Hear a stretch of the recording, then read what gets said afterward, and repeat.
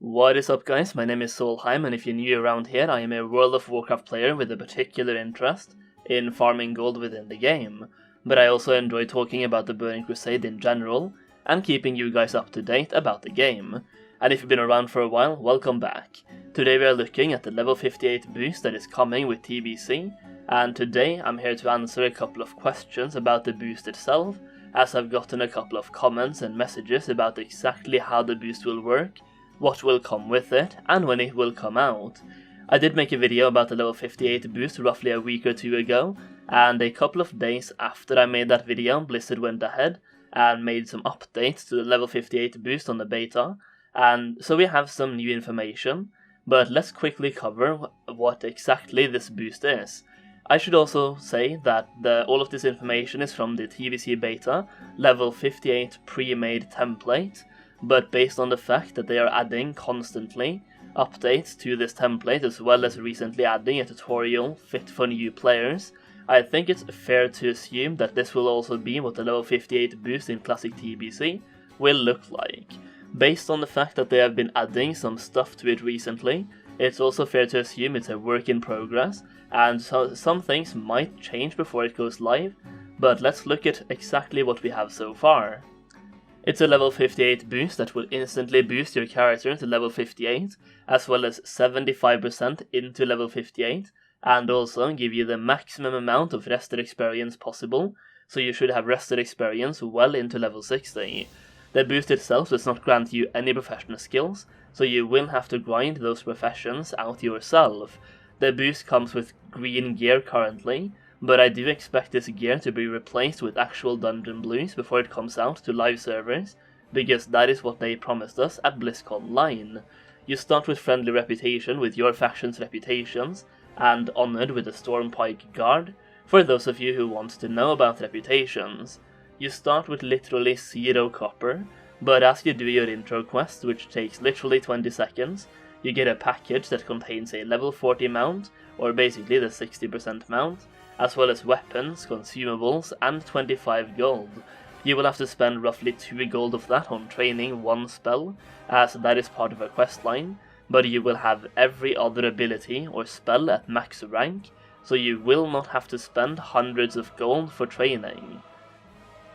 In my previous video, this boost started your character in Blasted Lands right outside the Dark Portal, but now it starts in Stormwind right next to your class trainer, and you will have to do a series of quests that is basically just a tutorial of the game itself. Well, not really. There's no actual go here and kill that type of quest. It's just opening a box, equipping a weapon, spending a talent point and learning a spell, so basically learning the basics, and then carrying a box to your city's innkeeper, bank and guildmaster, just to get to know your city, then go and speak to your king, and then you get a quest to go to the Dark Portal. You also start with max weapon skills.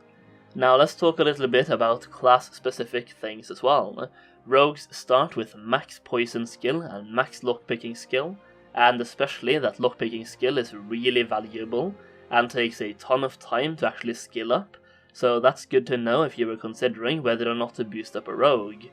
Druids start with literally every single shapeshift available, including aquatic form, which originally requires you to do a quest chain. Shamans start with every single totem in their bags, as well as the max rank of every totem ability, and these totems also involve a questline if I remember correctly. So long story short, your class comes with pre-completed class-specific questlines, so even though the aquatic form for druids originally requires doing a quest, by buying this boost you don't have to do that quest, but you still have the aquatic form, so basically the quest has been done for you, and the same with shamans as well.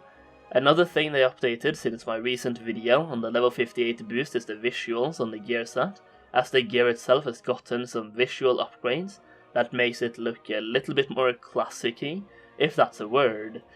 Now let's also talk about the restrictions. It's only 1 boost per account, and it's a paid service, not a free service, and I just feel like saying that because a lot of people actually thought this was a free service. So I'm saying it again, it's a paid service that will probably cost you between $40 and $60. The 1 boost per account restriction is also put there to at least try to stop people from using it too much.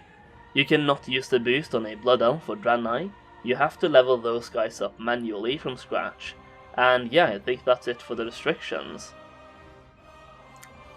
Now let's talk about when this boost will be available, as I see some people think it will come out with the launch of TBC, and some people think it will come with the TBC pre-patch. So at BlizzConline they pretty much said that on patch day, which in their words is the patch before the Dark Portal opens, aka the TBC pre-patch event, you will be presented with a choice between going to Classic era servers, or staying on the current progression servers that will progress into TBC. In the same segment they also mentioned level 58 boosts will not be offered on Classic era servers, but will only be on progression servers, which I think hints towards the level 58 boost being there at pre-patch. I also think this is probably the best move for Blizzard as well, because the boost itself will then appeal to more players, as they can boost up a level 58 and get to do some classic WoW content, and really prepare themselves for TBC, without feeling like they're behind the pack. I get that from a semi-hardcore player perspective, you might feel different, and your opinion on the boost itself probably also factors in how you feel here, as I feel people that absolutely hate the boost want people that use the boost to actually be behind the pack at the launch of TBC, because they are not willing to put in the time to level, and believe me, I hate the boost itself just as much as you do, but I'm still able to look at it from an objective point of view, and I can see that for pretty much everyone involved it's better to release the boost at the TBC pre-patch. For Blizzard they will make more money because the boost will appeal to more people, because they can use the boost to switch mains and /or still have time to prepare for TBC. And for players like me that will actually use the boost to switch my main class, getting access to the boost in the TBC pre-patch makes me even more compelled to actually buy the boost. Also, if you're looking at it from a pure business and economical point of view, Blizzard can use this boost to secure themselves a really healthy number at the Q2 earnings report, and then use a subscriber surge from the actual launch of TBC Classic to secure themselves a really healthy number at the Q3 earnings report. I actually think and really hope that both the TBC pre-patch and the Burning Crusade both happen in Q2, but even then people will be subscribed for more than 1 month, and the hype for TBC will continue into Q3 as well. Just for reference, Q2 in 2021 lasts from the 1st of April until the 30th of June, and personally I think we'll see a TBC pre-patch launch by the end of April, as well as the Burning Crusade itself launching in June. If anything was to be different than that, I would go as far as saying we would get TBC in May instead of June, based on the TBC beta cycle length compared to Classic WoW's beta cycle length, but for now I will stick with my April and June predictions. So yeah, that is pretty much it guys, a little updated video on the level 58 boost, to show you guys exactly what you will get from the boost itself, to hopefully help you guys a little bit, regardless of whether or not you like the idea of the boost, as I know some people will use it anyway, and hopefully this video helps you out a little bit on your decision on whether or not to use the boost.